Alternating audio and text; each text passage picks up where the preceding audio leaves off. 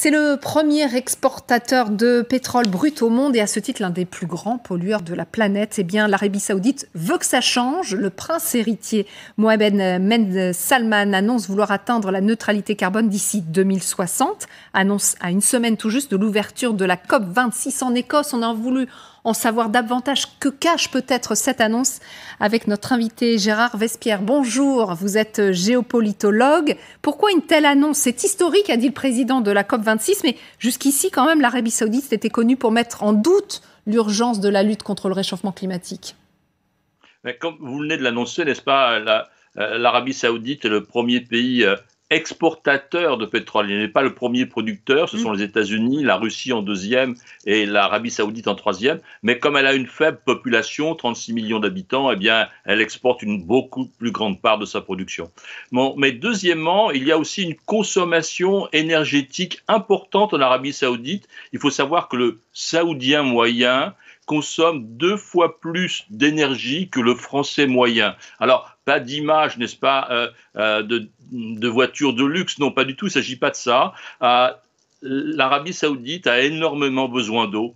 Et donc, elle consomme beaucoup d'énergie pour dessaler l'eau de mer. Oui. Dans l'ensemble de l'eau de mer dessalée dans le monde, l'Arabie Saoudite, c'est 22% donc de ce total, ce qui est une part énorme. Et deuxièmement, comme nous connaissons tous les températures, eh bien, beaucoup de conditionnement d'air, beaucoup de refroidissement, donc une consommation d'énergie aussi à l'intérieur du pays importante, d'où le souci de restreindre les émissions de CO2. Est-ce qu'elle va pouvoir atteindre, est-ce que le pays va pouvoir atteindre ses objectifs? On a vu qu'il y avait un vaste plan qui avait été annoncé au mois de mars, où déjà Riyad avait annoncé vouloir réduire ses émissions, avait annoncé un plan visant à planter des milliards d'arbres au cours des prochaines décennies, et puis là, a dit qu'il voulait ambitionner, et qu'il ambitionnait par ailleurs de développer les énergies renouvelables.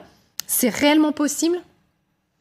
Écoutez, d'abord, il faut voir qu'il y a 3 plans qui s'emboîtent les uns dans les autres. Premièrement, il y a le fameux plan de Mohammed Ben Salman 2030, qui a été annoncé en 2016, oui, donc lié à la diversification de l'économie saoudienne. Donc déjà, la part du pétrole devrait baisser avec les transformations, plus d'industrie, et puis aussi le tourisme, donc avec le projet Aloula. Donc il y a cette volonté. Deuxièmement, la première compagnie pétrolière du monde, qui est une compagnie saoudienne, Aramco, a elle-même son plan à 0 émission nette en 2050, et donc au-delà, voilà, 2060, eh bien, l'État même annonce ce programme. Donc, ce sont un peu des poupées russes, n'est-ce pas, qui s'emboîtent les unes derrière les autres. Il y a une véritable volonté stratégique avec les moyens que vous venez d'indiquer. Oui. Et n'oublions pas qu'il y a aussi une capacité dans les énergies renouvelables en Arabie Saoudite. Il y a ce vent qui vient du désert et avec la proximité de la mer, donc un vent relativement constant en mer Rouge. Et deuxièmement, eh bien, ce soleil aussi qui cause des problèmes, mais qui est aussi une source de richesse pour convertir en électricité. Oui, on a vu aussi que l'Arabie Saoudite peut-être se donner un peu plus de temps que d'autres pays, parce que beaucoup s'engagent à une neutralité carbone d'ici 2050. L'Arabie Saoudite vient d'annoncer cet objectif pour 2060.